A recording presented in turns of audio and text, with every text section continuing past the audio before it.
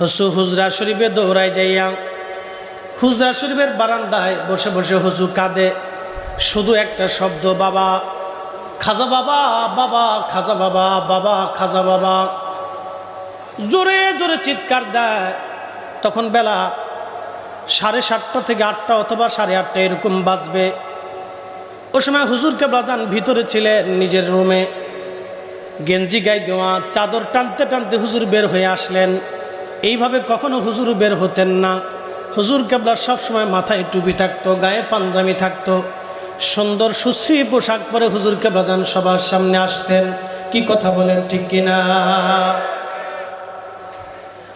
চাদর টানতে টানতে হুজুর আসলেন। পীর কেবলাদান হুজুর হুজরা শিবির বারান্দায় দাঁড়ায় বললেন, বাবা আমার হুসু কান্দে কে?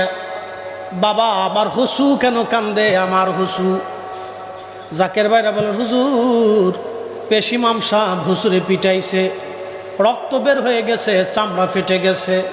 হুজুর কেবলা বললেন, বাবা পেশিমাম সাহেব আমার হুজুরে কেন মারছে? বলে, হুজুর প্রত্যেক দিন খালি পেশিমাম সাহেবরে গালিগালাজ করে, আজকে উনি রাত জেগে মাহফিল করে দরবারে ঢুকতেছে, এমন সময় পিছন দিয়ে গালিগালাজ করছে, এই জন্য পেশিমাম সাহেব রেগে মারছে। হুজুর বললেন, বাবা গালিগালাজ করলে তো মারবেই। এই কথা বলে ভিতরে চলে গেলেন। হসু বারান্দায় পরে পরে কাঁদতে লাগলো। পেশিমাম সাহেব নিজের রুমে চলে গেলেন। পেশিমাম সাহেব নিজের রুমে যায় বিশ্রাম করতে লাগলেন। জোহরের সময় নামাজ পড়াবেন। আজান পড়ল। আজান পড়ার পরে পেশিমাম সাহেব উনি আজান পড়ার পরে নিজের বাথরুম হাজত ছেড়ে অজু গোসল করে নামাজ পড়াইতে আসবেন। পেশাবখানায় যখন উনি ঢুকলেন, পেশাব করতে বসেছে। পেশিমাম সাহেব লক্ষ্য করলেন পেশাব বের হয় না, শুধু রক্ত আর রক্ত আসে। পরিপূর্ণ জ্বালা যন্ত্রণা সহ্য করতে না পেরে পেশিমাম সাহেব চিৎকার মেরে ছটফট করে দৌড়াইয়া হুজরা শিবের বারান্দায় এসে গড়াগড়ি খেয়ে চিৎকার মেরে ছটফট ছটফট করে কাঁদতেছিলেন। হুজুর কেবলা নামাজ পড়ার জন্য বের হচ্ছেন। পেশিমাম সাহেব মাফ চায়, হুজুর আমার ভুল হয়ে গেছে, আপনি আমার মাফ করে দেন, আমার জীবন চলে গেল, আমি মারা যাব। হুজুর কেবলা কেঁদে দিয়ে বললেন, বাবা আমার কাছে ক্ষমা চেয়ে লাভ কি? আমার হুজুর কাছে যায় তুমি ক্ষমা চাও। বাবা আমার কাছে মাফ চেয়ে লাভ কি?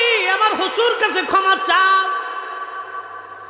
বাবা আমি একটা মাত্র পাগল পালি, আমার পাগলের যন্ত্রণা সহ্য করতে পারো না। হুজুর বলতেছিলেন, বাবা আমার দরবারে মাত্র একটা মাত্র পাগল, আমি একটা পাগল পালি। বাবা একটা পাগলের যন্ত্রণা তুমি সহ্য করতে পারো নাই।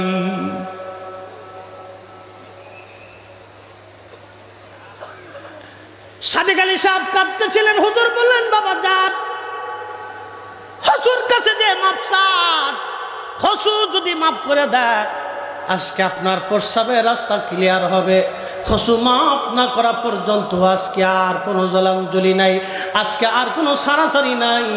আজকে হুজুর মাফ না করা পর্যন্ত এই রাস্তা ক্লিয়ার হবে না। একবার চিৎকার মেরে বলা যাবে কি আল্লাহু আকবার।